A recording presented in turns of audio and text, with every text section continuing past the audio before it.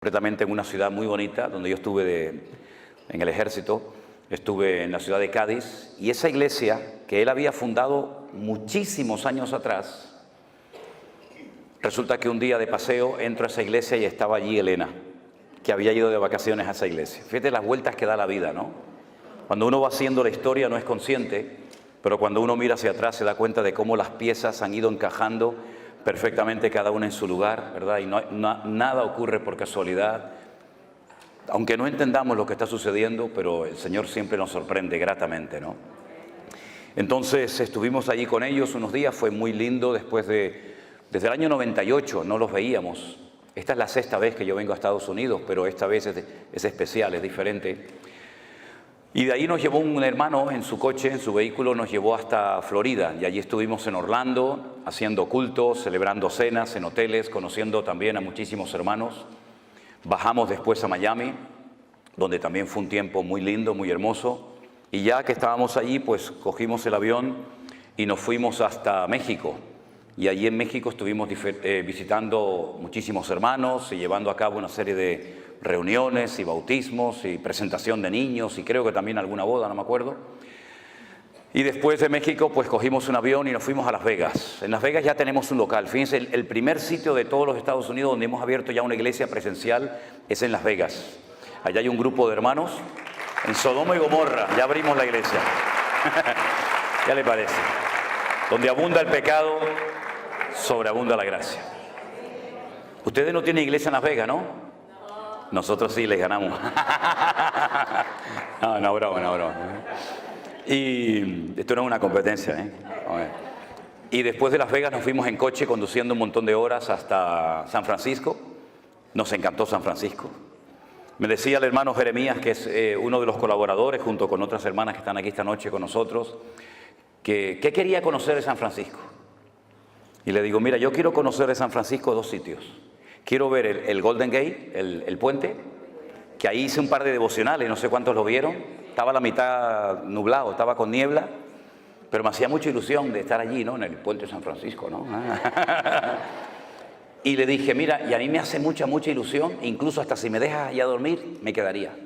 Dice, ¿a dónde quieres ir? Digo, a la isla de Alcatraz. Y me llevaron a la isla de Alcatraz. Fuimos a la isla de Alcatraz, impresionante, tremendo. Bueno, esas cosas que uno tiene, ¿no? Que te hace ilusión ver todo aquello. Yo fui capellán de una cárcel en Tenerife durante 7 años y me siento muy bien en las cárceles de visita, ¿no? Me refiero, ¿no? Y después de ahí bajamos a Los Ángeles. Estuvimos en la iglesia del pastor Arenas, que usted, pastor, lo conoce. Nos trató muy bien, su familia, la iglesia, extraordinario. Y de ahí ya cogimos un avión y nos venimos para acá. Y esta es la última parada del camino. Ya Dios mediante, el día lunes salimos rumbo a Madrid. Y en Madrid, después de unas horas, cogemos otro avión para Tenerife. Y ya la expectativa, porque mi hija mayor, que no ha venido con nosotros, Priscila, que algunos de ustedes a lo mejor conocerán, con su marido, pues están esperando su primer hijo y nuestro primer nieto. Yo no sé lo que se siente cuando uno es abuelo, pero bueno, ya veremos a ver qué pasa. Ya veremos. Y estamos gratamente sorprendidos por todo lo que el Señor ha hecho. Yo tengo que admitir y reconocer y pedirles perdón a todos ustedes públicamente porque durante los días del confinamiento, cuando estábamos cerrados y yo creía firmemente que nadie nos estaba viendo ni escuchando, que estaba predicando a un salón de sillas vacías. Y varias veces tuve la tentación hasta de parar la predicación porque decía, Señor, ¿qué estamos haciendo aquí? ¿Quién nos está viendo? ¿Quién está escuchando? Me di cuenta de que en aquellos tiempos en los que atravesamos aquel desierto, porque aquello fue un desierto totalmente, ¿verdad? Nos dimos cuenta tiempo después de que el Señor estaba usando esas palabras, esos cultos, esos mensajes para ganar a miles de personas. Y ha sido una obra invisible, por lo menos para nosotros. Ustedes juegan con ventaja, ustedes nos ven a nosotros, saben si somos altos, bajos, si vamos bien vestidos, mal vestidos. Ustedes lo saben todo de nosotros. La gente dice, oye, ¿cómo está fulano? ¿Cómo está mengano? Digo, ¿pero ustedes cómo saben eso? Y dice, nosotros lo sabemos todo. Yo no sé nada de nadie, pero ustedes lo saben todo de nosotros, porque lo contamos todo. Y nos hemos dado cuenta de que el Señor hizo una obra maravillosa. Para muchos el concepto en sí mismo de la iglesia virtual ya les choca, les sorprende, porque yo sé que no estamos habituados a hablar en esos términos, ni a ver el poder y el mover de Dios a través de las redes sociales como lo hemos visto y lo seguimos viendo cada día, pero realmente el Señor es increíble. Hemos cantado esta noche varias veces, cuán grande eres tú, cuán grande es el Señor. Y es que efectivamente nuestro Dios es mucho más grande de lo que tú te puedas imaginar. Ni nuestros cánticos, ni nuestras alabanzas, ni nuestros aplausos nos pueden hacer entender, por lo menos en este momento, mientras estemos en este planeta Tierra, lo grande y lo poderoso y lo magnífico que es nuestro Dios. Pero a la misma vez, ese Dios tan inmenso, tan indescriptible para el lenguaje humano, se ha reducido, por decirlo de alguna manera, se ha acercado a nosotros en forma de hombre, con carne y hueso, y habitó entre nosotros, y pudimos ver su gloria. Y cuando caminaba por las calles de Israel, partió el rumbo de la historia en dos. Mira que hubo grandes profetas en la antigüedad, ¿verdad? Podríamos hablar de Jeremías, de Isaías, de Daniel, pero ninguno de ellos se pudo comparar jamás a la personalidad, a la figura de nuestro amado y querido Salvador, el Señor Jesús. Porque Él, mis queridos hermanos, dejando toda la gloria, dice que se despojó y se anonadó. Esa es lo que dice la versión 1909. La nuestra Reina Valera del 60 en ese sentido no tradujo bien el término. Dijo que se despojó. Pero yo me puedo despojar de la chaqueta, pero seguir vestido. Pero Él se anonadó, lo cual significa que se hizo nada, ¿verdad? Y tomando forma de siervo, podía haber tomado forma de rey, de conde, de duque, de marqués. Tomó forma de siervo. Y estando en la condición de siervo, de hombre, se humilló a sí misma hasta lo máximo, ya no podía bajar más. Y dice que estando en la condición de hombre se hizo obediente, porque tú te puedes hacer hombre, pero ser un desobediente, un rebelde. Pero él decidió, él optó a hacerse hombre obediente hasta la muerte, eligiendo la peor muerte de todas las que se han inventado por la raza humana, que es la muerte de cruz. ¿Qué les parece? Un descenso de la gloria al sepulcro.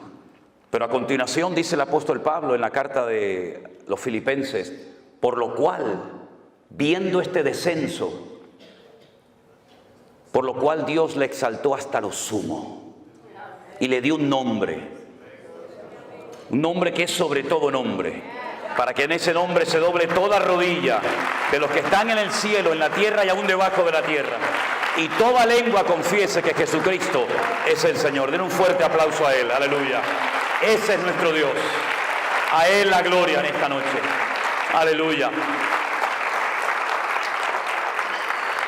Pero, aunque no voy a hablar de este tema, pero sí quiero, como me dijo el pastor Norris hace un rato, dice, puedes alargarte esta noche un poco más porque mañana es sábado y la gente no trabaja. Entonces dije, esta es la mía, esta es la mía, amigo. Se hizo siervo, pero es que no todos los siervos en la Biblia eran iguales. Hay diferentes tipos de siervos en la Biblia. Estaba el que se llama el ecónomo. Un ejemplo de un siervo ecónomo, que la Biblia en el Nuevo Testamento lo llama el ayo, el maestro, fue José. José era un ecónomo, un hombre que adquirió toda la responsabilidad de la casa de su amo Potifar. Era un siervo, era un esclavo, pero con privilegios. Sabía leer, sabía escribir y tenía responsabilidades por encima de otros siervos. Qué curioso, para sus hermanos José era una amenaza y para José era una bendición. ¿Cómo es posible que a veces tú para algunos hermanos seas un peligro y para los inconversos seas un instrumento tremendo en las manos del Señor, verdad? Unos lo venden y otros lo compran. Y él fue un ecónomo, un hombre que marcó una diferencia en Egipto, y toda la administración económica de todo el imperio cayó sobre sus manos, porque era un siervo, pero un siervo ecónomo. Pero cuando Moisés escribe la ley, habla de un tipo de siervos que se llaman los doulos, que son los esclavos de amor. En la ley de Moisés había una ley que decía que cada cierto tiempo, cuando llegaba el año de jubileo, todos los esclavos tenían que ser puestos en libertad y las deudas se perdonaban. Usted me debe dinero a mí, llegaba el año de jubileo, ya no me debes nada. ¿Se imaginan si el Fondo Monetario Internacional cada 70 años le perdonara a todas las naciones de la tierra, a toda Latinoamérica, a toda África, las deudas que tienen? El mundo sería una maravilla, habría igualdad. Los ricos no serían cada vez más ricos, ni los pobres serían cada vez más pobres, ¿verdad? Habría una justicia distributiva y todos podríamos vivir en paz y sin la presión de no poder pagar ni siquiera los intereses de una deuda que jamás de los jamases se va a poder pagar. En Israel había una ley que era justa. Todas las deudas tenían que perdonarse cada 70 años. Y Jesús la mencionó en el Padre Nuestro. Perdónanos nuestras deudas como nosotros también perdonamos a nuestros deudores. Viene del año de jubileo.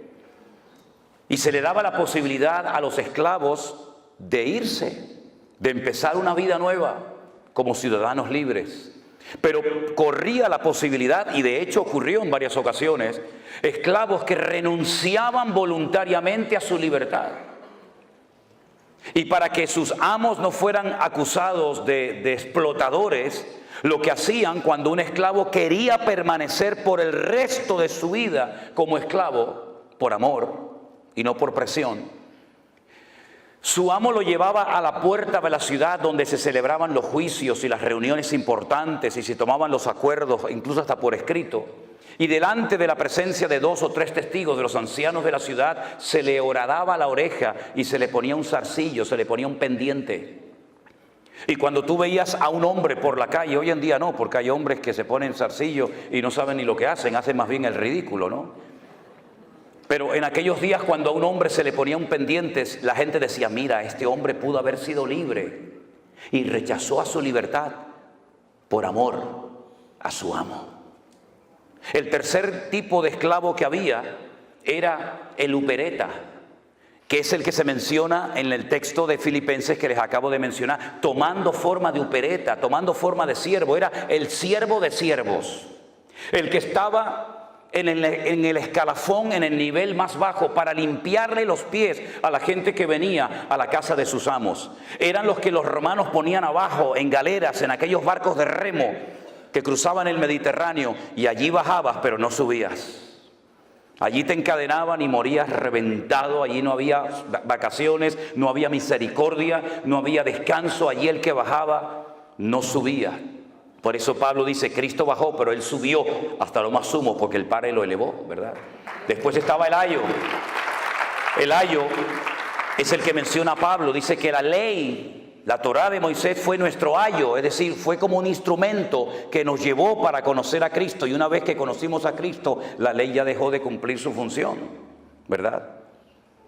Y el ayo era el siervo culto que sabía leer, que sabía escribir, y se utilizaba para entrenar al heredero. Y dice que mientras el heredero estaba bajo el ayo era superior a él, pero cuando el heredero crecía, ya el ayo no tenía ninguna función, ninguna razón de ser. Entonces vemos cómo en la Biblia hay distintos niveles, pero no solamente de servicio, sino también hay niveles de fe. Había personas a las cuales el Señor le decía, grande es tu fe. En todo Israel no he encontrado a nadie que tenga tanta fe como tú. Pero sin embargo a otro de sus discípulos dijo, hombre de poca fe, ¿por qué dudaste? Y dice que cada uno tiene que moverse según la medida de fe que ha recibido. Y hay diferentes operaciones, y hay diferentes ministerios, y hay diferentes manifestaciones del fruto del Espíritu Santo que mora en nosotros, y hay diferentes dones. Primera de Corintios 12, Romanos capítulo 12, nos hablan de los únicos dones que hay. A mí me llama la atención que a veces la gente dice, yo tengo el don de no sé qué. Yo digo, ¿y eso dónde está? Yo tengo el don. Digo, eso no es un don, señora o hermana. Eso es una habilidad que usted aprendió. No es un don tocar la guitarra. Para aprender a tocar la guitarra usted tiene que estar años y sacar callos en sus manos. Eso no es un don, eso es un talento, es una habilidad. Un don es algo que usted tiene de la noche a la mañana sin aprenderlo, sin adquirirlo. Pero un talento es algo que usted puede ir cultivando y desarrollando con el paso del tiempo. No, yo tengo el ministerio de limpiar la iglesia. Eso no es un ministerio. No me digan, no. Bueno, vamos a dejarlo ahí porque se van a enfadar conmigo algunos. Y yo no venía a hablar de esto esta noche. Cierre sus ojos un momentito, vamos a orar, porque yo creo que el tema que tengo esta noche para compartir con ustedes, que es un estudio predicado, creo que nos puede hacer mucho bien y espero que la palabra del Señor nos hable y nos ministre en esta noche. Yo voy a pedirle al hermano Luis, si es tan amable, hermano, venga un segundo. Haga una oración para que la palabra que el Señor hoy puso en mi corazón, que compartiera con todos ustedes, sea de bendición para la iglesia y para todos los que posteriormente la van a escuchar. Oramos, hermanos. Padre Dios, venimos delante de tu presencia, reconociendo, Señor, tu poder. Gracias. Gracias, Dios mío. Todo lo que tenemos y todo Gracias, lo que hacemos Señor. por tus méritos, Señor. Aleluya. Te damos las gracias, Señor, porque enviaste al Espíritu Santo. Amén. No solamente a traernos las escrituras. Oh, sí, Señor, Shaddai, ayúdame en el nombre de Jesús. Así es. A darnos iluminación. Oh, gloria, barabacosha, ayúdame, Señor, en el nombre de Jesús. Sí, así es. Te damos las gracias. Gracias, Dios mío. Señor, en este día. Oh, Espíritu gloria. Santo, que tú derrames conocimiento, que tú derrames Amén. entendimiento, Señor. Que puedan, Señor, recibir, Señor. Sí, Padre lo que tú Santo. vas a exponer, Señor. Prepara los corazones. Amén. Dios. En el nombre de Jesucristo te damos las gracias. Amén, amén. Gracias, hermano. Fuerte ese aplauso a nuestro Dios. Aleluya. Gloria a Dios. Antes que se me olvide, yo dije que en marzo del 2020 estuvimos pasando un desierto. Todos estuvimos en cierto sentido, unos más, otros menos, pasando un desierto, ¿verdad? Veíamos las iglesias vacías, por lo menos yo, las sillas vacías, pero cuando un día descubrí el significado de la palabra desierto en hebreo, uy, ese día me empecé a gozar de una forma tremenda. ¿Quieren que se lo comparta un momentito? Sí, ok. Si no quieren, me lo dicen, ¿eh? Yo tengo otras cosas que decirles, pero los libros de la Biblia, en nuestra Biblia, lamentablemente, digo lamentablemente con todo respeto, no recibieron el nombre que el Señor les puso. Por eso nos perdemos mucha bendición simplemente por leer el título del libro que no se llama así en hebreo. Tenemos un libro que se llama el libro de números. Y uno dice, bueno, números, sí, porque hubo un censo. No, pero espere. El libro de números en la Biblia se llama el libro de Bamidbar. Diga conmigo, Bamidbar. Significa literalmente en el desierto. El libro de números en hebreo se llama en el desierto. Bamidbar. Y usted dice, bueno, ¿y? Pero escuche, hay 3 letras dentro del concepto, dentro del término Bamidbar o desierto, que significa hablar. Dabar, la palabra dabar, el verbo dabar es hablar. Anile daber, atale daber, dabar es hablar. Y la palabra hablar está en el desierto, lo cual quiere decir que el sitio donde más habló el Señor fue en el desierto. Así que cuando esté atravesando un desierto, dele gloria a Dios, porque es el lugar donde más habló el Señor. Más que en Canaán, habló en el desierto. Gloria a Dios. Bueno, ahora nos vamos al libro de Bereshit, que es el libro del Génesis. Bereshit tiene 6 letras y son la unión del verbo bara, shit. Bara es el verbo crear, no hacer, crear. Shit es el número 6 en hebreo. Creó 6. Y en el libro de Bereshit, o en el libro de Génesis, en el capítulo 9, se relata una historia muy, muy interesante. Mientras buscan el texto, permítame decirles que si uno quiere analizar y estudiar uno por uno los 613 mandamientos que aparecen en lo que llamamos nosotros el Pentateuco, o el Humash en hebreo, que viene del número Hamesh de 5, la ley de Moisés, uno va a encontrar que hay exactamente 613 mandamientos. ¿Cuántos hay? Y todos los días, observando, conociendo la cultura de Israel, tú ves el 613 por todos lados. Por todos lados. Miren, cuando yo voy a Israel, y espero que algunos de ustedes, ya algunos me han dicho que van a ir conmigo este año, cuando ustedes llegan allí se van a dar cuenta que yo tomo mucho un zumo, un jugo, que es de Rimón, ¿cómo se llama? De granada. De granada. ¿Sabéis lo que es la fruta, la granada, no? Bueno, ellos parten la granada a la mitad, la meten así en una máquina, la exprimen y te dan un zumo de granada que a mí particularmente me gusta muchísimo. Las granadas de Israel, cuando usted las parte a la mitad y empieza a sacar las semillitas esas rojas que lleva dentro, las pone todas encima de una mesa, de un plato, de un vaso, y usted va a contar 613. Bueno, será casualidad, vamos a coger otra, pártela a la mitad, saca 613. Puede partir 1000 granadas y todas ellas tienen dentro 613 semillitas. Pero eso se ve por todos lados, por todas partes se ve.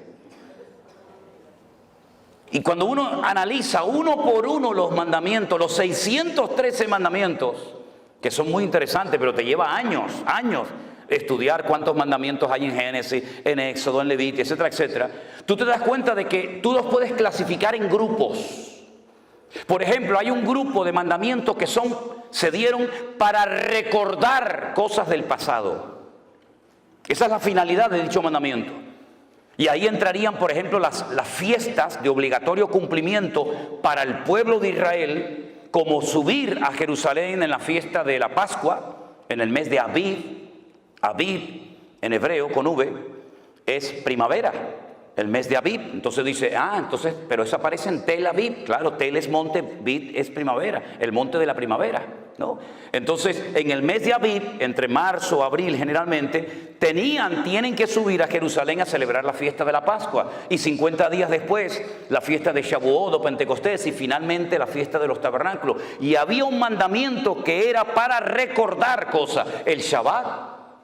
El único día de la semana que tiene nombre.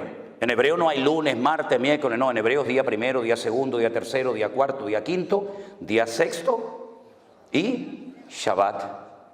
Shabbat, Shevet, siéntate. Shevet, siéntate. Shabbat, quédate quieto, no te muevas. Eso es lo que significa, ¿verdad? Y hay mandamientos que son para recordar permanentemente cosas que Dios hizo. Hay otro tipo de mandamientos que no entran dentro de una lógica. Uno dice, bueno, ¿y esto por qué lo mandó Dios? No lo puedes entender, pero Dios lo mandó para probar tu fe y tu obediencia. Y ahí, por ejemplo, entra lo que se llama la paradumá, que es la vaca roja, la finalidad de la vaca roja, de la cual habla la Biblia en Hebreos y en Números. Ahí entra el no mezclar ciertos alimentos lácteos con cárnicos. Y uno dice, ¿y qué razón de ser tiene esto? Aparentemente ninguna, pero Dios está probando tu fe y tu nivel de obediencia. Luego hay una gran clasificación de mandamientos que se llaman lo tasé. Dígalo conmigo, lo tasé. No hagas. Cosas que no se pueden hacer. No matarás, no cometerás adulterio, no andarás por tu pueblo chismorreando, etc. No se hace, no se hace. Son los mandamientos lo tasé. Ellos lo llaman lo tasé o mandamientos negativos. Y luego hay un gran sector de mandamientos que lo llaman ta'asé. Si lo ta'asé es no hagas, ta'asé, ¿qué es? Ahí está. Mira, ya saben hebreo, fíjate tú por dónde. Cosas que tienes que hacer. Hay cosas que tenemos que hacer y cosas que no tenemos que hacer. Entonces, cuando tú vas a la palabra de Dios, te encuentras que hay muchas cosas que el Espíritu Santo inspiró a los autores de la Biblia para que viéramos ejemplos a no imitar. No se escribieron para que tú hagas lo mismo, no. Se escribieron como advertencia para que tú no hagas ni digas lo mismo que dicho personaje hizo o dijo. Y hay otras parábolas, otras historias, otros relatos que se narraron y se escribieron para que nosotros siguiéramos el ejemplo e hiciéramos exactamente lo mismo. ¿Cómo podemos saber si lo que voy a leer es algo que tengo que hacer o no tengo que hacer? Por el resultado que produjo. Y en el libro del Génesis, capítulo 9, hay una historia de algo que no se tuvo que haber hecho, pero se hizo. Y el Señor la registró en las páginas de su palabra para que tuviéramos un ejemplo de algo que no tenemos que hacer los creyentes bajo ninguna circunstancia. Génesis 9, versículo 18. Dice la palabra así. Y los hijos de Noé que salieron del arca fueron Sem, Can y Jafet. Punto y coma, pon ahí, ¿sí o no? Sí. Y ahora me da una información, de los tres me da una información que no me da con el primero ni con el tercero. Me dice, y Can es el padre de Canaán. ¿Por qué no dice el versículo? Bueno, y fulano de tal es el padre de, no solamente de Can, solamente destaca, ¿se dan cuenta? Sem, Can y Jafet, destaca que Can es el padre de Canaán, por algo será, lo vais a ver ahora. Versículo 19, estos tres son los hijos de Noé y de ellos se llenó toda la tierra, toda la raza humana desciende de ellos. Es un estudio muy interesante ver qué naciones descienden de Jafet, de Sem, de Can, ¿verdad? Pero no es el tema ahora. Después comenzó Noé a labrar la tierra y plantó una viña. ¿De dónde sacó esa viña? Si toda la tierra estaba anegada en agua, seguramente ya la tenía dentro del arca. Se llevó muchas semillas, no solamente animales, se llevó muchas semillas, muchas plantas que posteriormente cuando él sale, las planta. Entonces él planta una viña y bebió del vino y se embriagó y estaba descubierto en medio de su tienda. Para los que no sepan, yo creo que esto es algo que todo el mundo sabe, pero simplemente a modo de información. Si usted planta una viña y usted coge las uvas y las pisa y saca el jugo, el vino, si usted lo mete en una barrica de madera o de lo que sea, usted no tiene que meterle alcohol a eso. Eso fermenta y eso ya lleva el alcohol incorporado. Por eso cuando dice la gente, no, es que los discípulos y Cristo no bebían vino con alcohol, eso es mentira. Eso es rotundamente falso. Hay solamente dos formas, y yo he hecho una de ellas. Solamente hay dos formas de extraerle el alcohol, en este caso al vino, y es por un proceso químico que se hace en un laboratorio y se extrae el alcohol de una copa, de una botella de vino, o por envasado al vacío. Si usted no le extrae el alcohol al vino y si usted no lo envasa al vacío, eso que usted pisa sí o sí lo va a ver que hierve y al poco tiempo eso tiene alcohol. Eso es así. Y entonces Noé lo que hace es que planta una viña y se ve que, porque esto que leemos en unos minutos, esto llevó mucho tiempo, plantar una viña, crecer, ¿verdad? Plantarla, cultivarla, pisarla, elaborarla, eso llevó mucho tiempo, pero la Biblia te relata condensadamente la historia y dice que él bebió de ese vino, se embriagó y estaba totalmente descubierto en medio de su tienda. Ya en el tiempo del Génesis el Señor había cubierto la desnudez de Adán y Eva. Y lo que hace es que se descubre. Cuando ya el Señor había establecido el principio de que ya el hombre no podía andar por ahí desnudo, sino cubierto. Aunque me llama la atención que la ropa se inventó para cubrir, pero hay algunas personas que usan una ropa que lo que hace es que lo descubre. Pero bueno, eso es un tema para otro día. Can, vuelvo otra vez a decir, padre de Canaán, ya es la segunda vez que lo dice. Ya es la segunda vez que lo dice. Y Canaán no existe. Existe Sem, Can, Jafet. De momento Canaán no está por ningún lado, pero dice que Can fue su padre, vio la desnudez de su padre y lo dijo a sus hermanos que estaban fuera. Fue con el chisme. Fue con el cuento a sus hermanos. Oye, papá está borracho, está desnudo en la tienda. ¿Y por qué no te callas la boca y lo tapas? Para que no se entere nadie. ¿Por qué estás divulgando? ¿Por qué estás extendiendo esto? ¿Esto qué edificación va a traer a la familia? Ninguna. Tápalo, cúbrelo y calla la boca y aquí no ha pasado nada. Pero no, él va, divulga, cuenta el chisme a sus hermanos. Y entonces sus hermanos, Sem y Jafet, tomaron la ropa, la pusieron sobre sus propios hombros y andando hacia atrás, cubrieron la desnudez de su padre, teniendo vueltos sus rostros y así no vieron la desnudez de su padre. En el texto en castellano, en español es imposible captar esto, pero si usted lee este texto en hebreo, el texto nos da a entender que Can intentó hasta abusar sexualmente de su padre.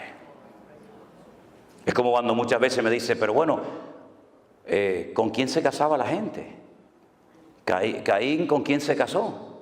Bueno, el texto hebreo escribe una partícula, unas letras, que cuando usted lee y nació Caín, en el hebreo dice y otro más. Eso no se tradujo al castellano. Y nació Abel y otro más, u otra más, puede ser masculino o femenino. En este caso el texto en castellano no nos lo relata.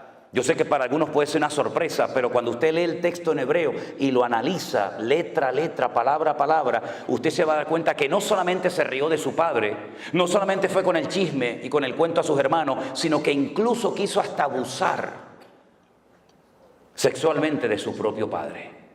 Es durísimo lo que estoy diciendo. Fíjense lo duro que es que después en la ley de Moisés se establece, no puedes ver la desnudez ni de este, ni de este, ni de este, ni de la otra, ni de otro, ¿verdad? Y lo establece claramente. Y de entonces dice que ellos cubren la desnudez de su padre. Y me llama mucho la atención, déjenme que les lea este versículo que dice, tenemos una hermana pequeña que no tiene pechos. Usted dice, ¿usted está leyendo la Biblia? Sí, claro. Estoy leyendo en Cantares capítulo 8, para que no se asusten. Tenemos una hermana que no tiene pechos. ¿Qué haremos de nuestra hermana cuando pregunten por ella? Bueno, tal vez tenía un defecto, tal vez era falta de desarrollo, de madurez, pero van a preguntar por ella y van a decir, ¿a la niña qué le pasa? ¿Qué le pasa al niño? No, le pasa algo, ¿no? Y entonces, de una forma poética, en literatura poética hebrea dicen, si ella es un muro, edificaremos sobre ella un palacio de plata. Y si fuera una puerta, la guarneceremos, la adornaremos con tablas de cedro. En otras palabras, vamos a hacer todo lo contrario a lo que hizo Can, que fue con el chisme y con el problema, el pecado que había cometido su padre. Nosotros vamos a cubrirla. No encubrir. Encubrir dice que el que encubre no prosperará. Pero el amor cubrirá multitud de pecados. Parece lo mismo, encubrir a cubrir. No es lo mismo. El que encubre no prospera, dice la Biblia. Pero el amor nos permite cubrir la falta del hermano, que no se entere nadie. Oye, déjalo, no pasa nada. ¿Estás arrepentido? Busca al Señor. Sí, amén, ya está. Queda entre tú y yo, ya está. Usted sabe que la mejor manera de divulgar una noticia es contársela a un cristiano evangélico. Eso ni el WhatsApp, ni el Facebook, eso corre como la pólvora. Cuando se despierta Noé, porque tarde o temprano se tenía que despertar, se despierta de su embriaguez y supo lo que había hecho su hijo más joven. Se enteró. Y entonces hace Noé algo, dice algo que no es un ejemplo a seguir. Ya dije antes que hay ejemplos a no seguir, a no imitar y ejemplos a imitar. Y en este caso, cuando este hombre se despierta, sale de su embriaguez, dice, maldito sea Canaán. Aún no había ni nacido. Salieron del arca Sem, Can y Jafet. No se habían reproducido en el arca. Él está hablando de un personaje que aún no había nacido y antes de nacer ya lo maldice. Canaán. ¿Quién era Canaán? El hijo de Can. Por consiguiente, el nieto de Noé. Lo maldice. Y la maldición es la siguiente. Siervo de siervos serás a tus hermanos. No vas a levantar cabeza nunca. Vas a ser un criado, un siervo de todo el mundo.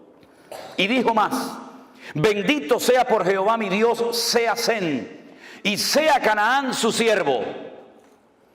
Engrandezca el Dios a Jafet y habita en las tiendas Sem, y sea Canaán su siervo. Vivió Noé después del diluvio 350 años y fueron todos los días de Noé. ¿Cuántos? 950 años y murió. Y uno dice, ¿cuántos años? No se preocupe que aún hubo uno que vivió más. 969 vivió en Matusalén. 19 años más que este. ¿Qué le parece? Lanza una maldición. ¿Hizo bien en decir aquello? No. Pero marcó el destino de Canaán.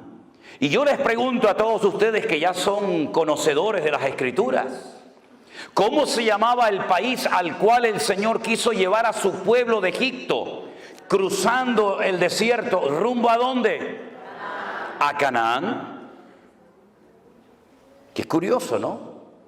La gente de ese país, los cananeos, que no eran originarios de Canaán, por ejemplo, los filisteos vinieron de Europa. Sí, los famosos filisteos, los enemigos acérrimos del pueblo de Israel y de David y de Saúl, eran de la isla de Creta, la que después pastoreó, ¿se acuerdan? La iglesia en Creta, Tito. Ellos fueron de Creta y ocuparon toda la costa mediterránea de Israel, de tal manera que ellos controlaban el comercio que entraba y salía. Ellos todavía en aquellos tiempos dominaban las 5 ciudades de los filisteos. Por eso ahora entiende por qué David cogió 5 piedras. Porque ellos controlaban desde, apréndanse estos 5 nombres: Gaza, Ashkelon, Asdod, Ecrón, y Gat. ¿Lo dice conmigo? Gaza, Ashkelon, Asdod, Ecrón y Gat. Entonces, ¿este de dónde es? No, este es de Gat. Dame 5 piedras por si acaso vienen los 4 detrás y me los cargo también a los 4. ¿Qué te parece? No era por si fallaba la puntería, no, yo le voy a acertar porque es tan grande que es imposible no darle. Es por si vienen los otros 4, el de Gaza, el de Ashkelon, ya de paso también ya los paso y me los llevo. Ahora fíjense qué interesante. Allí estaban los filisteos, allí estaban los moabitas, los amonitas, allí estaban todos los cananeos cuando el Señor quiso trasladar a su pueblo de la esclavitud a una tierra de maldición. Y uno dice, pero los cananeos eran malditos, ¿por qué Dios no los llevó a otra parte del mundo? Porque el Señor quería que su pueblo cambiara la tierra y no que la tierra los cambiara a ellos. Porque nosotros somos de este mundo, vivimos en este mundo, pero no somos de este mundo. Y no es el mundo el que tiene que afectar y cambiar la vida de la iglesia, sino la iglesia cambiar las modas y la corriente de este mundo. Y cuando la iglesia no se mete en el mundo se mete en la iglesia. Que es lo que lamentablemente ha sucedido. Entonces encontramos que los cananeos están bajo una maldición. Todos los cananeos, por supuesto el primero Canaán, pero luego todos los demás. Qué curioso. Yo en el fondo de lo que quiero hablar en esta tarde y despejar dudas es el famoso tema de las maldiciones. Porque me he encontrado con centenares de preguntas hace unos meses atrás de creyentes, gente nacida de nuevo, que estaban asustados y preocupados por el tema de las maldiciones, si se pueden heredar o no.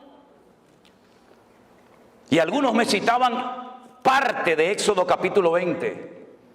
¿Saben que Éxodo capítulo 20 es de los 2 capítulos que hay, Deuteronomio 5 y Éxodo 20, donde aparecen los 10 mandamientos? ¿Verdad?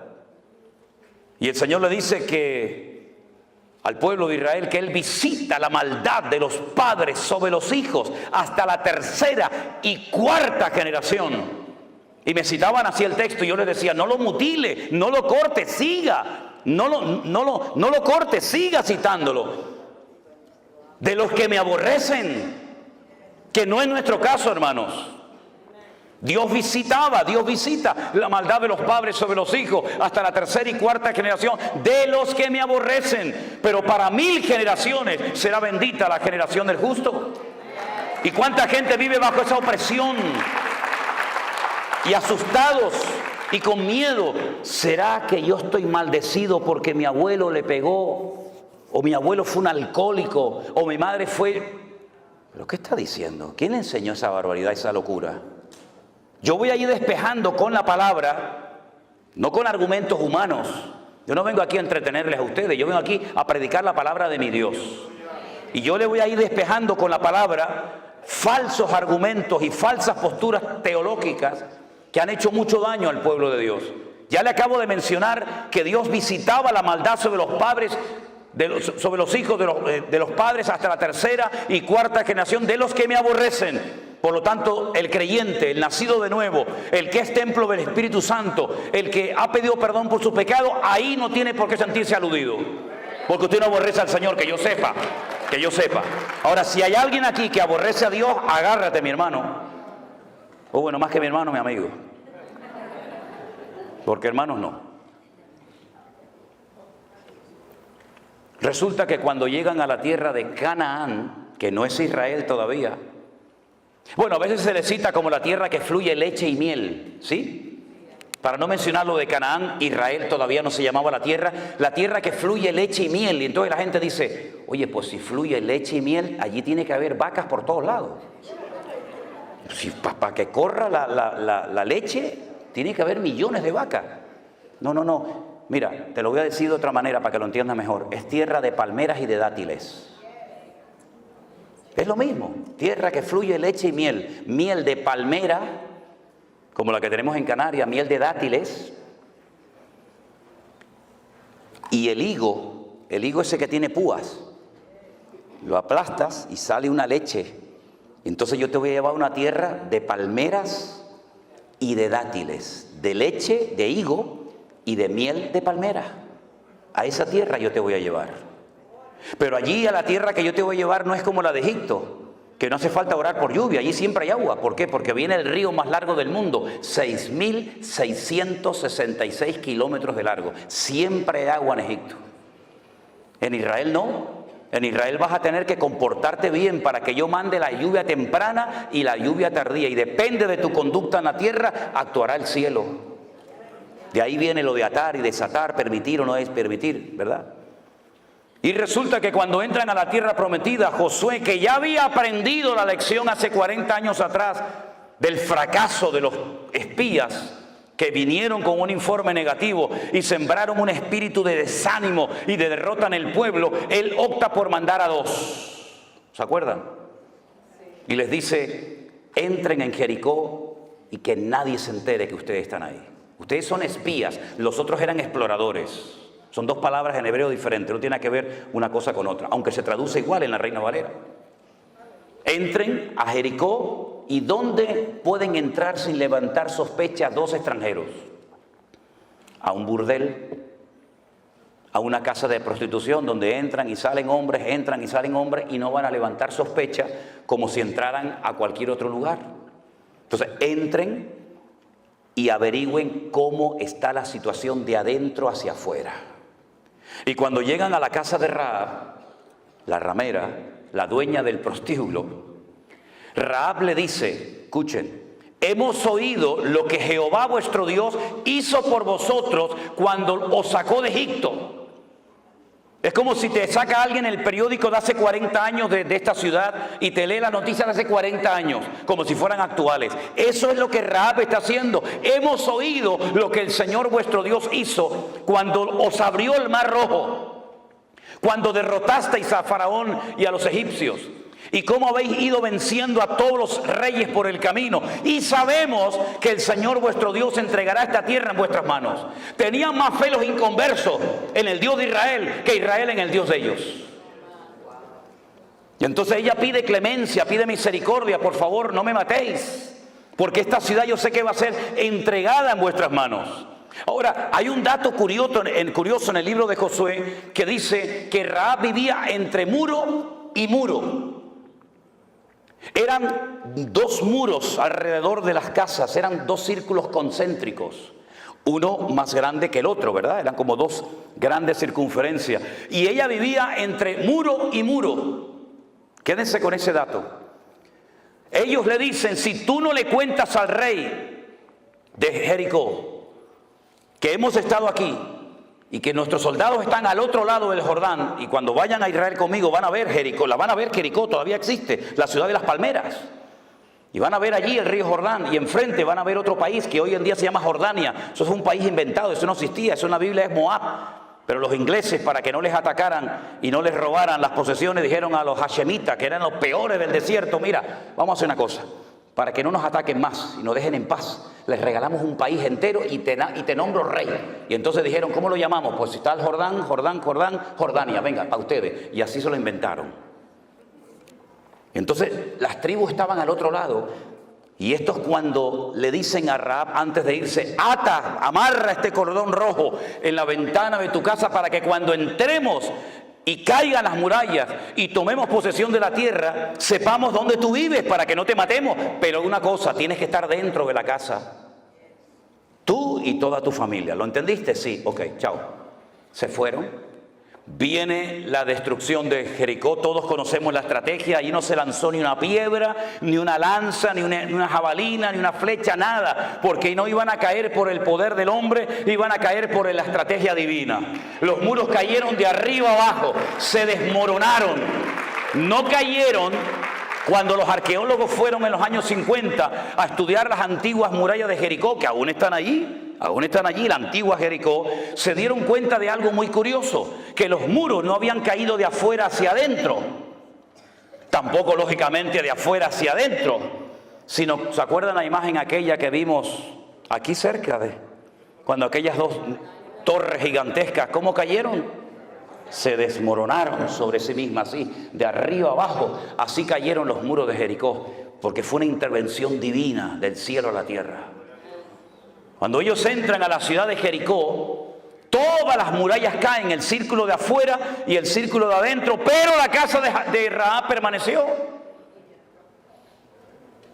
Porque caerán a tu lado 1000 y 10.000 a tu diestra, mas a ti no llegará, por cuanto has puesto tu confianza en Jehová tu Dios. Fuerte ese aplauso a él. Dios la cuidó, aleluya, porque Dios cuida de la vida de su pueblo. Bendito sea Dios.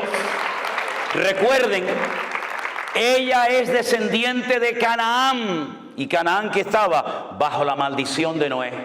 Maldito sea Canaán. ¿Cómo eran los cananeos? No tengo tiempo de explicar todo, pero fundamentalmente tremendamente idólatras, salvajes, sin misericordia, sin piedad ninguna, y una promiscuidad sexual sin precedentes.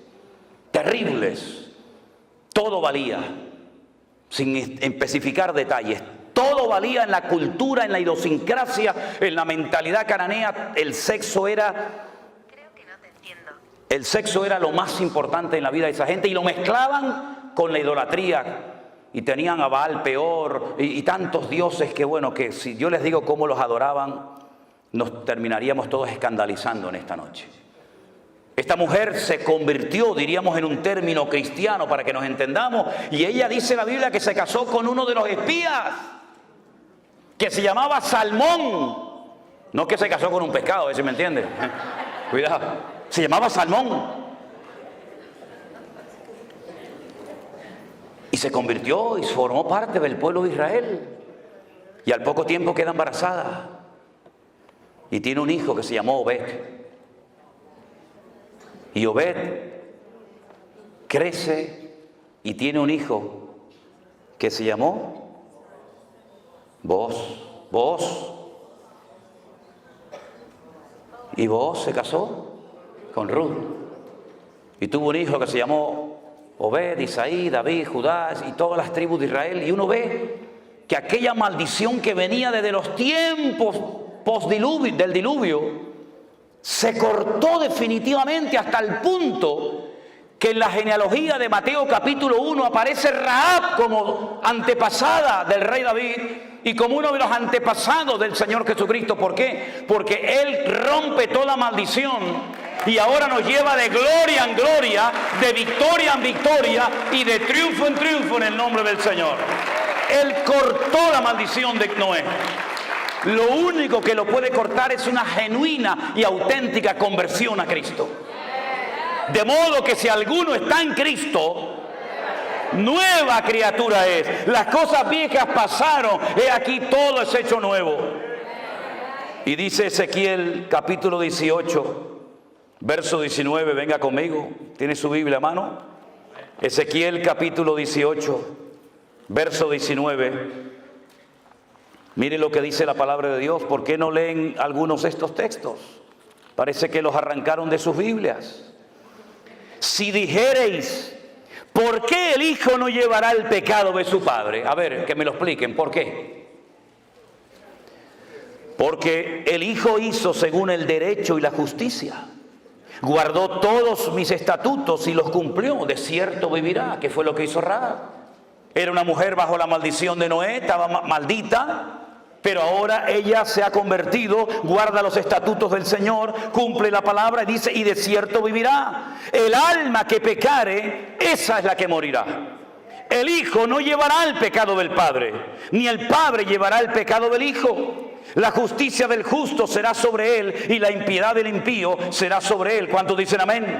En otras palabras, ahora entienden la absurda pregunta que los discípulos en Juan capítulo 9 le hacen al Señor cuando ven a un ciego de nacimiento y le dicen al maestro: Señor, explícanos esto, para que este muchacho naciera así, en esta condición que nunca ha visto, porque hubo gente que vio y perdió la vista y la recuperó. Pero hubo personas como este de Juan capítulo 9 que nunca había visto. Entonces explícanos, Señor, ¿quién pecó, este o su padre, para que este haya nacido ciego? Siempre especulando, siempre tratando de buscarle las cuatro patas al gato, ¿verdad? Siempre tratando de buscarlo, ¿verdad? De complicarnos la vida. Y el Señor le dice: no, no es así. No es que pecó ni este, ni su padre, sino que este nació ciego para que la gloria del Señor hoy se manifieste en él. Y veáis que hay poder en el nombre del Señor. para cambiar vidas y desgracias. Y cuando Juan, que estaba allí, oye esta explicación y el Señor le pone en su corazón escribir un evangelio, lo hace de una forma extraordinaria, magistral. Él dice que, lo dice incluso en el evangelio que escribió, que muchas cosas hizo el Señor y muchas cosas dijo el Maestro que no todas se escribieron. Él dice, dando su opinión personal, pienso que si se hubieran escrito todas las cosas que dijo, hizo el Señor, no cabrían los libros en el mundo. Pero estas se han escrito para que creyendo en Él tengáis vida eterna. Y entonces lo que hace es que analiza y ve todo el ministerio de Jesús. El hombre más cerca del corazón de Dios en el Antiguo fue David. Y el hombre más cerca del corazón de Cristo en el Nuevo fue Juan. El único que le dijo, ¿quién es, Señor? Yo no te voy a entregar. Todos dijeron, ¿quién? ¿Seré yo? ¿Seré yo? ¿Seré yo? Yo sé que no soy. ¿Quién es, Señor? El único que se recostó sobre Cristo y oyó el latido del corazón del Maestro. Él vio todos los milagros del Señor Jesús, todos. Incluso se llevó a María, su madre, como encargo en la cruz, ¿se acuerdan? Las conversaciones que habrá tenido con ella. Pero entonces él dice, de todo lo que el Señor hizo, yo voy a escoger 7 solamente. Y no lo llamó milagros, lo llamó señales, marcas en el mundo espiritual. Y entonces en el capítulo 2, 4, 5, 6, 6, 9, 11... Él es como si tuviéramos 7 cámaras de filmación, 7 cámaras de vídeo grabando en esta noche aquí, y después juntáramos todo el material de las 7 cámaras, la que está allá arriba, la que está por los costados, la que está enfrente, juntáramos todo el material y lo pudiéramos ver. La pregunta es, ¿cuál de las 7 proyectó la verdad? ¿Aquella? ¿La de la izquierda? ¿La de la derecha? ¿Cuál de las 7 cámaras grabó la verdad? Todas, desde diferentes puntos de vista. Unos de atrás para adelante, unos de adelante para atrás, unos de arriba abajo. 7 visiones diferentes de la misma escena, del mismo culto. Eso es lo que hace Juan. En el capítulo 2 dice, yo estuve allí cuando le dieron agua y él la convirtió en buen vino. En un vino excelente que dejó al catador, al maestresala, con la boca abierta diciendo, pero ¿qué has hecho? Has guardado el mejor vino para el final, cuando el bueno se pone al principio y después ya cuando están ya que no disciernen de derecha a izquierda, le pones el malo, pero tú lo has hecho al revés. Es que lo mejor está por venir, mi hermano. Y entonces muestra el Señor de la calidad. Pero en el capítulo 4 viene un hombre y le dice, tengo un siervo que está enfermo, pero Señor, no hace falta que venga, di la palabra y mi criado sanará. Y entonces cuenta el milagro enseñando que el Señor es el Señor del espacio, no lo limita al espacio. Ay, amigo, pero en el capítulo 5 va al estanque de Betesda y le dice a un hombre, ¿quiere ser sanado? Y le dice, es que no tengo a nadie que me meta. ¿Quieres ser sanado, sí o no? ¿Cuánto tiempo llevas ahí? 38 años, levántate, toma tu lecho y anda. Y es el Señor del tiempo. No lo limita el tiempo ni el espacio. Y en el capítulo 6 camina por encima de las aguas. Él domina la creación y no la creación lo domina a él. Pero también en el capítulo 6 multiplica los panes y los peces. Porque es el Señor del tiempo, del espacio, de la calidad. Y es el Señor también de la cantidad. Con lo poco, con su bendición alcanza y sobra. En el capítulo, espera. En el capítulo 9 le dicen, ¿quién pecó este o sus padres? Y él dice, ni él ni su padre. En otras palabras, yo voy a romper hoy una regla que para ustedes ha sido una atadura durante años. Es creer en la mala suerte, creer en las maldiciones hereditarias. No, es que tiene que nacer gente enferma para que yo me glorifique en ello. Y finalmente, esperen. En el capítulo 11... la prueba final. Si hubieras estado aquí, mi hermano no habría muerto. ¿Qué le está diciendo Marta y María? Por culpa tuya mi hermano está muerto ahora. ¿Sabes? Yo te llamé. Tú nos enseñaste. Clama a mí y yo te responderé. Y yo clamé. ¿Y por qué no viniste? Pedid y se os dará. Yo pedí y no recibí nada. Yo llamé y no se me abrió la puerta. Yo busqué y no te encontré. Y ahora vienes y mi hermano ya hiede porque hace 4 días que está muerto. Si hubieras estado aquí, mi hermano no habría muerto. Ahora, ¿para qué vienes? Ya es demasiado tarde. Los judíos creían y creen que a las 72 horas, a los 3 días, el alma se va del cuerpo y nunca regresa. Por eso cuando vas a Jerusalén, al Valle de los Huesos Secos, al cementerio más antiguo del mundo, te encuentras en las tumbas una ventana para que salga el alma y no regresa hasta el día postrero. en la resurrección. Y Jesús le dijo, pero María, por favor, Marta, yo soy la resurrección y la vida. ¿Qué estás diciendo? El que cree en mí, aunque esté muerto, vivirá. Y le dice Marta y María, yo sé que mi hermano resucitará, pero no ahora, en el día postrero.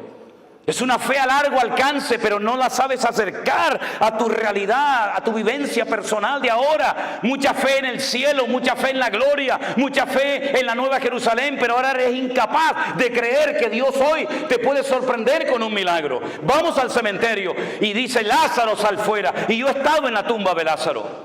Me metí dentro de la tumba de Lázaro y quise probar por mí mismo lo que dice la Biblia, que lo llamó a gran voz. Me metí dentro de la tumba de Lázaro, que no es así en horizontal, sino es como una escalera así como bajando. Y cuando estaba bien abajo en la tumba le dije, antes de entrar a los de arriba, grítenme con toda su fuerza. Y no se oye nada.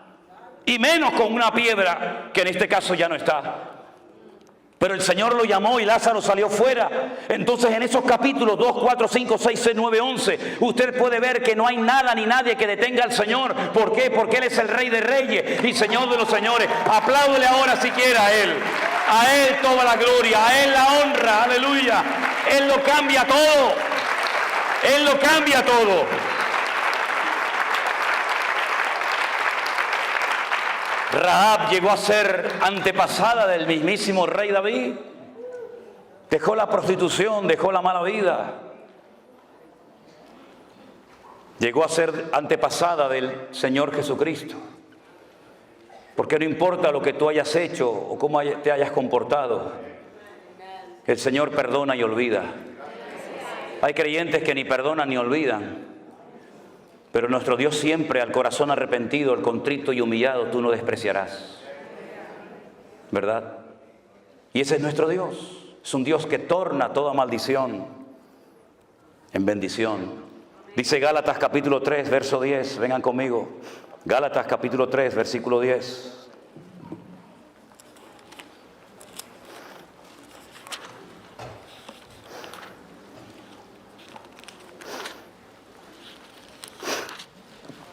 Porque todos los que dependen de las obras de la ley están bajo maldición.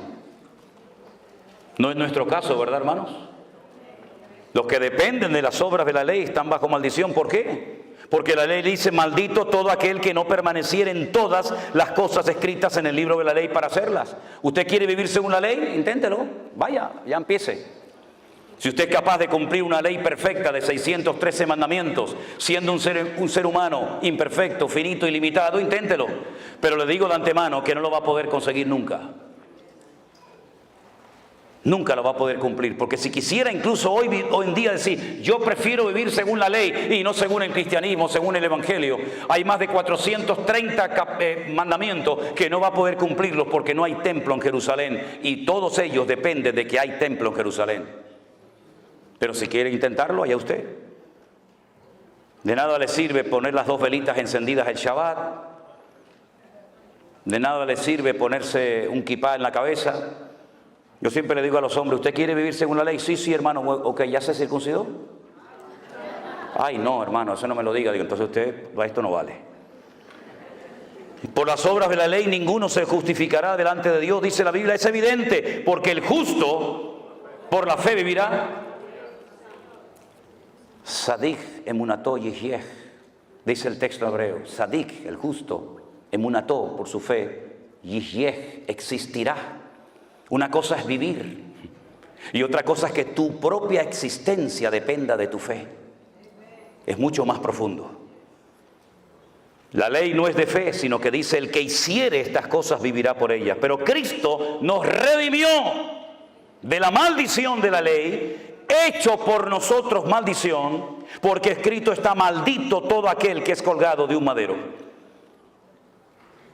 Para que en Cristo Jesús la bendición de Abraham alcanzase a los gentiles, a fin de que por la fe recibiésemos las promesas del Espíritu.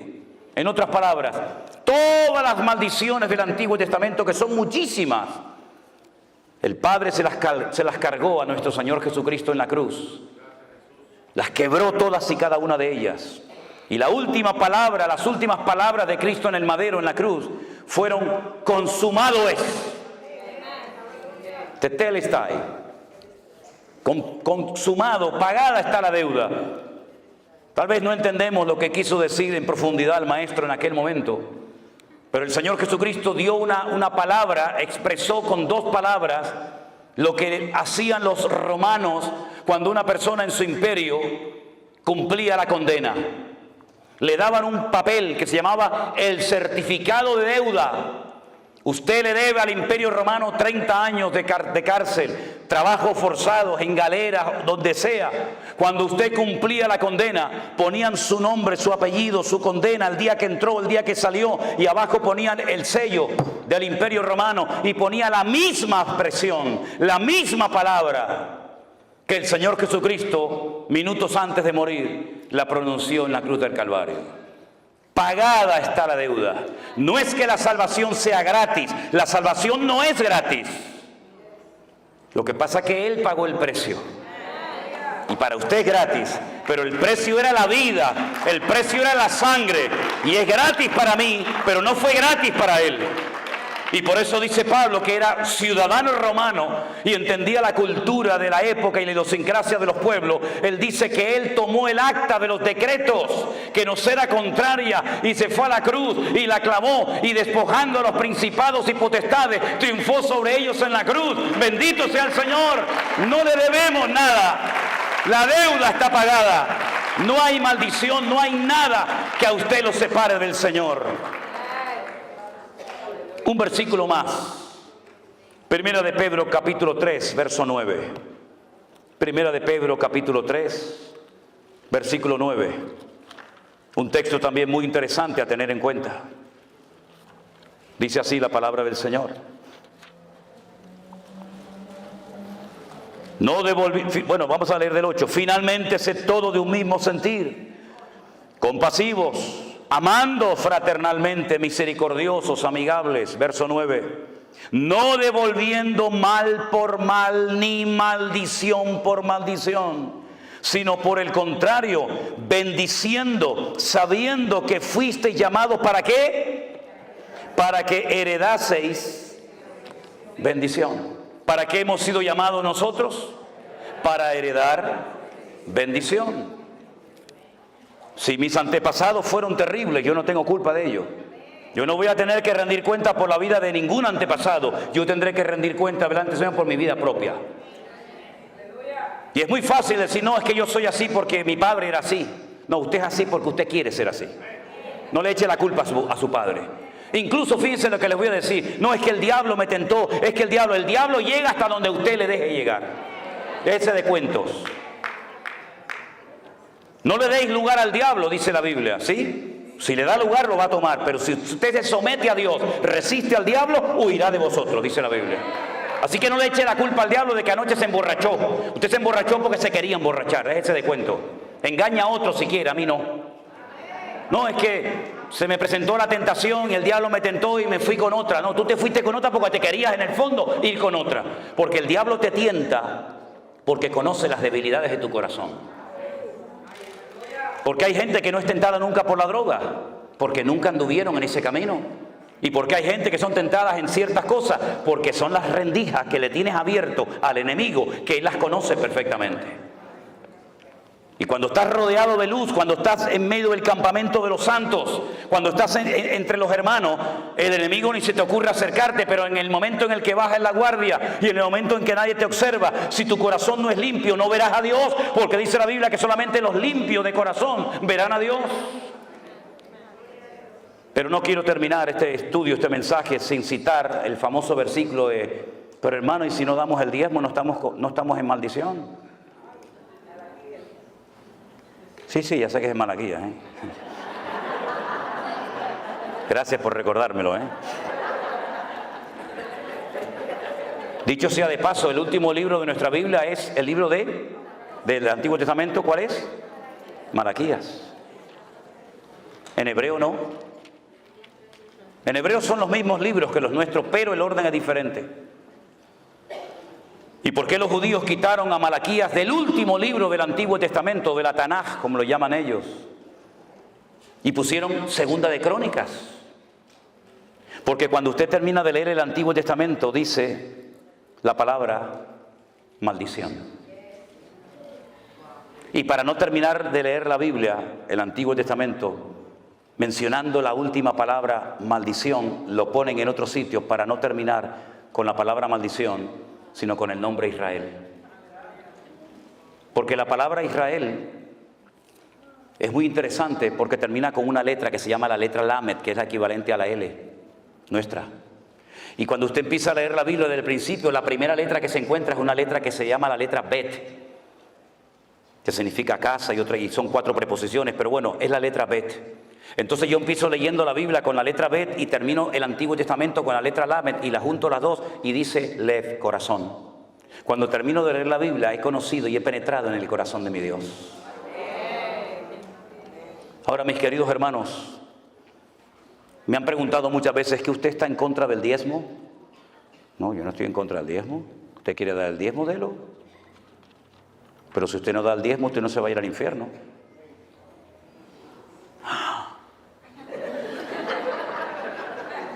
Pastor, arréglalo después usted lo que yo estoy rompiendo. Yo no estoy de acuerdo, me dicen algunos, porque el diezmo del Antiguo Testamento. Le digo, no pasa nada, hermano. A partir de ahora del 20, porque el diezmo era lo mínimo. ¿Usted no está de acuerdo? Tiene que dar el 20, menos no puede dar porque está fuera de orden, ¿verdad? Pero mire, hermano, yo le voy a decir una cosa.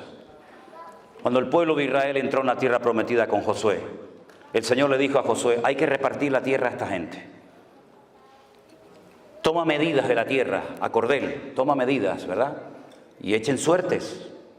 Era el sistema en la época. Echen suertes y a ver, ¿a dónde le toca a Simeón? Al norte, venga, vete para el norte. Desde aquí hasta aquí, desde aquella montaña hasta esta piedra, esto es tuyo, ahí te queda. Manasés, ustedes son muchos, La mitad de Manasés se va al otro lado del Jordán y la otra mitad se viene para acá porque ustedes son mucha gente. Adán, mira, Adán como son pequeñitos, llévalos para arriba, para el norte, allí en los altos del Golán, allí está Adán. Y a los benjaminitas, pues los lleva. Y entonces repartió toda la tierra. Y resulta que cuando faltaba una tribu por recibir tierra, el Señor le dice a Josué, a ellos no le des tierra. Los levitas. Y dijeron, ¿no? No. Yo soy vuestra tierra, dice el Señor. Entonces, si no puedo sembrar, si no puedo tener animales, si no puedo dedicarme a la agricultura, a la ganadería, entonces ¿de qué vivo, Señor? Dice, no pasa nada. Le voy a pedir a las tribus restantes, a las 11 que tienen tierra, que separen el 10% de sus beneficios y se lo den a ustedes, para que ellos se dediquen a lo material y ustedes se dediquen a lo espiritual. Claro, cuando el pueblo estaba en obediencia, alineado con el Señor, los levitas vivían de maravilla, porque imagínate, te venían vacas, te venían ovejas, te venía de todos los productos de la tierra, pero cuando bajaban la guardia, cuando se iban en pos de los dioses, los levitas lo pasaban mal. Pero el diezmo se creó por Dios porque es la ley más justa que existe, porque nadie da más que nadie. Si usted gana $10,000 y su diezmo son 1,000, está dando exactamente lo mismo que el que gana 1,000 y da 100. Los dos han dado en proporción a su ingreso. Han dado el 10%. El que tiene más da el 10 y el que tiene menos da el 10. Es exactamente igual. Pero fue una ley para cuidar de una casta sacerdotal llamada los levitas. Eso cuando dicen, oye, no, es que los que están en la alabanza son los levitas. Se levita los que cantan. Está de la República Dominicana, el otro de Japón, el otro de Venezuela, va a ser un levita esto. Eso no tiene nada que ver, no esté mezclando las cosas, porque eso sale mal. Mire, entonces los levitas vivían del amor y de la generosidad, ¿verdad? Y del corazón solidario del resto de sus hermanos. Pero fue una ley para mantener, no para extender. Es decir, con el diezmo cubrimos los gastos. Con el diezmo las familias de Leví están cubiertas. Pero en la mentalidad del judaísmo no existe proselitismo. Mire, los musulmanes quieren ganar el mundo para su causa. Ellos ya han dicho en Europa hace muchos años, ganaremos a Europa con el vientre de nuestras mujeres. ¿Y qué es lo que hacen? Pariendo. Los europeos tienen 1 o 2 hijos, si es que los tienen, y estos tienen 7, 8, 9, 10. Nada, simplemente una regla de 3, ¿no? En tantos años, ellos son más o menos, entonces hay alcaldes, hay diputados, hay senadores. ¿Por qué? Porque ellos se reproducen, porque tienen el objetivo de evangelizar. Los cristianos también tenemos el objetivo de ir por todo el mundo y predicar el evangelio. Los budistas, todas las religiones, todas las sectas del mundo quieren ganar gente, quieren ganar adeptos, quieren ganar clientes, llámalo como quiera, para su causa, menos los judíos. Usted no se va a encontrar a un rabino judío aquí en Nueva York o en Jerusalén o en cualquier parte del mundo evangelizando. Es que ellos no quieren que usted se convierta. Ellos ni le hablan, ni le miran. Usted es un goyín, usted es un perro. Pero entonces, ¿cómo hacemos? Ellos entonces inventaron algo que lo llaman los Benei Noah. Benei Noah, los hijos de Noé. Y se inventaron 7 leyes que Dios le dio para los gentiles a Noé. Es un invento. Esto está en el Talmud, la Tetafot, la Gemara. Son cosas que no... Y entonces ellos dicen, nosotros somos el pueblo escogido. Ellos no tienen ninguna intención de evangelizar. Entonces, el sistema del diezmo era única y exclusivamente para mantener el templo abierto, pero no para extender el judaísmo o la Torá por todas las naciones de la tierra. ¿Cuál fue el gran error de la iglesia? Adoptó un sistema del judaísmo, lo aplicó a la vida de la iglesia y creen que con los diezmos y con ofrenda vamos a evangelizar el mundo, y es imposible, porque es cuestión de matemática y las matemáticas son ciencias exactas. Si a usted le entran 10,000, su límite son 10,000. Si a usted le entra $1.000.000, su límite son $1.000.000. Los diezmos son regularmente, generalmente, salvo excepciones, generalmente son las mismas entradas. Si usted basa su ministerio, si usted basa la economía de su ministerio, de su iglesia, de su denominación, única y exclusivamente en diezmos, usted está autolimitándose sin querer, porque la gente ganará siempre más o menos lo mismo. Entonces, ¿cuál es el sistema de Dios para la iglesia hoy en día? El justo por la fe vivirá. Eso se lo dijo el Señor a Abraham, no a Israel, se lo dijo a Abraham. Y por eso dice la Biblia que nosotros no somos hijos de la ley, nosotros somos hijos de Abraham, el que recibió las promesas.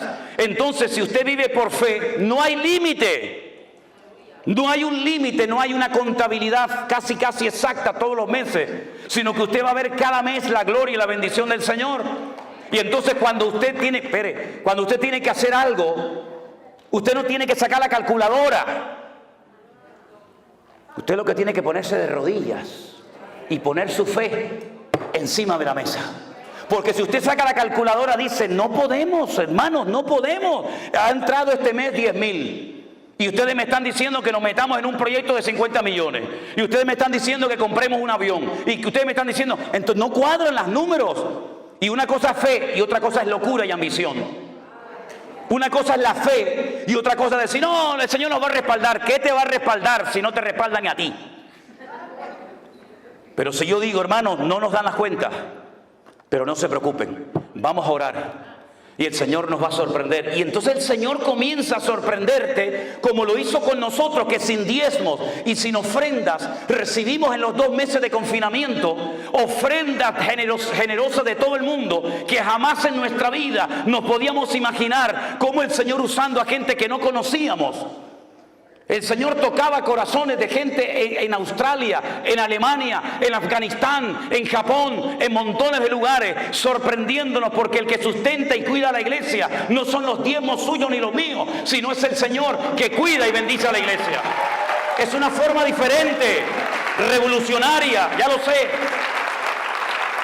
Pero algunos dicen, bueno, está muy bien su explicación, está muy bien, como me dijo a mí un pastor, yo te entiendo, Manolo, lo que quieres decir, pero yo no tengo esa fe. Y le dije, pues tienes un grave problema, querido. Porque yo tengo la obligación como pastor de despertar, de desafiar a mi pueblo. Y la Biblia me dice a mí como pastor, ese versículo no es para ti si eres oveja. Ese versículo es para mí como pastor. Y para los pastores que estamos aquí presentes. Imitad la fe de vuestros pastores. Yo no tengo que imitar la fe de ustedes. Son ustedes los que tienen que imitar la fe de vuestros pastores. Y para poder imitar la fe de unos pastores, uno tiene que ser el botón de muestra el punto de referencia de lo que yo intento decirle a la iglesia, porque no solamente cuando predico soy consciente que transmito información, y es una tremenda responsabilidad, sino que transmito mi forma de ser, transmito mi espíritu, y permita el Señor que transmite la fe, de tal manera que hay gente recién convertida que tiene fe para creer y ver cosas del Señor, que gente que lleva toda la vida en la iglesia ya no tienen esa fe. Por eso, mis queridos hermanos, si algo grande ha hecho el Señor en este tiempo de confinamiento y posterior, es romper muchas estructuras. Estructuras de denominaciones que funcionaron pero que ya no van. Estamos en unos nuevos tiempos, la palabra es la misma, el evangelio es el mismo, el mandato es el mismo, el Espíritu Santo es el mismo, pero Dios se está moviendo de formas diferentes en la tierra. Y hemos podido ver una cosecha de almas en 2 años que no habíamos visto en 40 años de servicio al Señor. Porque nuestra confianza no está en lo que tenemos, porque no tenemos nada. Algunos dirán, bueno, ahora que les está entrando tanto dinero a ustedes con ofrendas y con Facebook y con YouTube, este hombre será un millonario. Ahí está el tesorero de la iglesia, ahí está Armando. Pregúntenle a él cómo vive Manolo y Elena y sus hijas. Nosotros no tenemos propiedades, ninguna. Yo llevo ganando el mismo sueldo que me paga la iglesia hace 22 años. No vivo como un millonario. Miren mi ropa, miren mi casa, miren cómo vivimos. Yo no tengo anillo, yo no tengo cadena, yo no tengo nada. Este reloj me lo regaló una hermana en Israel cuando estuve. No estoy en contra de nada de eso. Pero yo sé que a mí me miran con lupas miles de personas. Y yo en lo que pueda evitar, intentaré evitar excesos, abusos y estupideces que no sirven para nada, sino para dar un mal ejemplo a las congregaciones. No se fije en el predicador cuando predica, fíjese en el predicador cuando se baja del púlpito. Y sobre todo mire a la familia del que predica. Porque de nada sirve que uno aquí arriba te aplaudan y te quieran y todo eso, si luego tu vida es un desastre a nivel personal y familiar. Hermanos queridos, vivamos en la libertad gloriosa de los hijos de Dios. Ninguna condenación hay para los que están en Cristo Jesús, los que no andan conforme a la carne, sino conforme al Espíritu. Cierra tus ojos en esta noche, mi querido hermano. Podríamos hablar mucho más de muchas cosas, pero como dice el refrán, al buen entendedor, con pocas palabras le basta.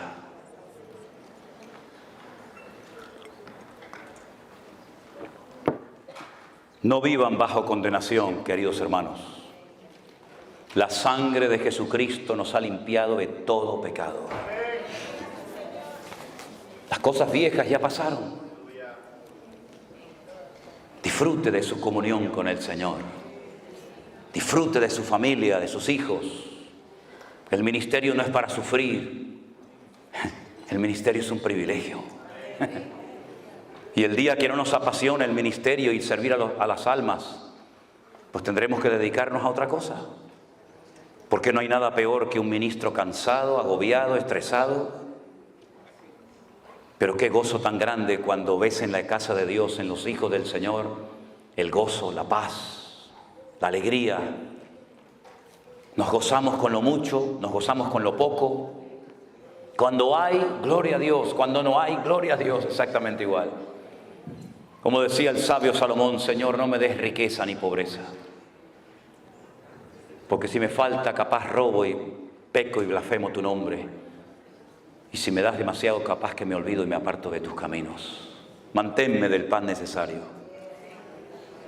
Dios es tan bueno que nos da el pan nuestro de cada día. Nos da ropa, nos da salud, nos da comida. Nos da cosas para disfrutar de la vida hasta que Él venga. Hermanos, marquemos una diferencia en esta ciudad. Marquemos una diferencia en este mundo enfermo que le ha dado descaradamente las espaldas al Creador. Que vean gente que sonríe, familias unidas, gente contenta, que se goza y se alegra en el Señor. Que el mundo nos vea reír, hermanos. Que el mundo nos vea alegres. Es verdad que nos cansamos. Es verdad que a veces uno dice, Señor, ya no aguanto más. Pero ahí viene el bálsamo del Señor y te dice, levántate, levántate, sigue andando. Todavía queda mucho camino por recorrer. Aleluya. Cierre sus ojos y ore al Señor y dígale, gracias, Dios mío, por tu bendición en mi vida. Aleluya. Y mientras nos preparamos para enseñar una alabanza que quiero que cantemos todos juntos en esta tarde, el pastor Norris, pastor de esta iglesia, por favor, si es tan amable, diríjanos en una oración.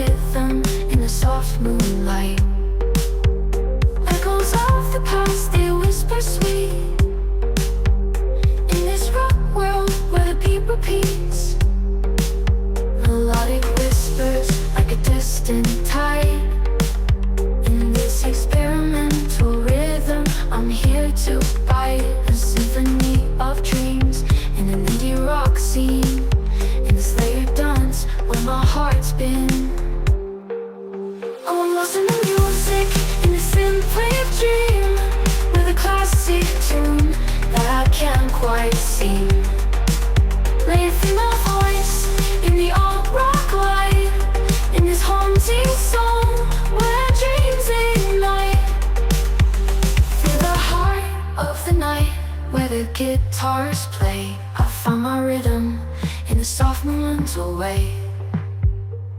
A sweet surrender to the rock beat in this haunting moment where my heart skips a beat. Oh, I'm lost in the music, in the symphony of dream with a classic tune.